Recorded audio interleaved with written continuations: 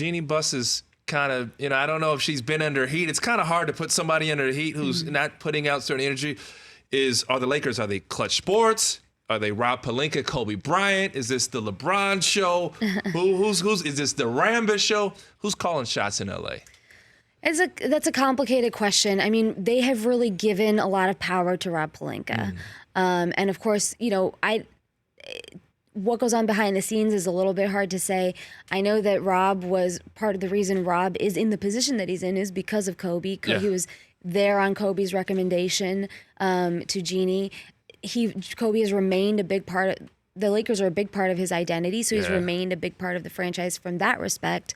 How close do you think Kobe is? Because we don't see him. We see him, but you don't hear about him. He denies reports. How close would you, if you had to take a guess, to the situation? Well, Rob Pelinka, there was one time, maybe a year ago or so, when I asked him, how often do you talk to Kobe? And he said, well, he's my best friend. How often do you talk to your best friend? Wow. So I would have to imagine they're having a lot of conversations about life and other things, but also about the Lakers.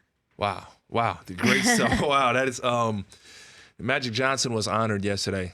How tight is Magic? Obviously we know he stepped down, but we just get the feeling that he's never going to get too far away from the Lakers. What do you read or you heard of with Magic? I think that there's some mixed feelings in the organization right now about Magic.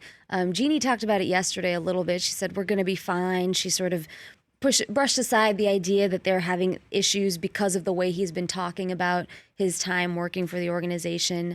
But I have to say, even after he stepped down, he was still talking to people in the organization. He was still communicating regularly with Jeannie.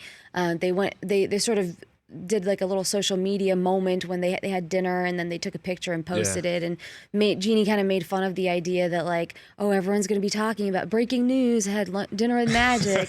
but he was still very much in her life. She was listening to him. She was getting his opinion. I think towards the end of the coaching search is when that started to change a little bit, because he wanted them to hire Ty Lue. And when that sort of fell apart, I think that's when his influence became a little less prevalent than it had been before. For more of The Rich Eisen Show, tune to Audience Channel 239 on DirecTV for free on BR Live, or download The Rich Eisen Show app.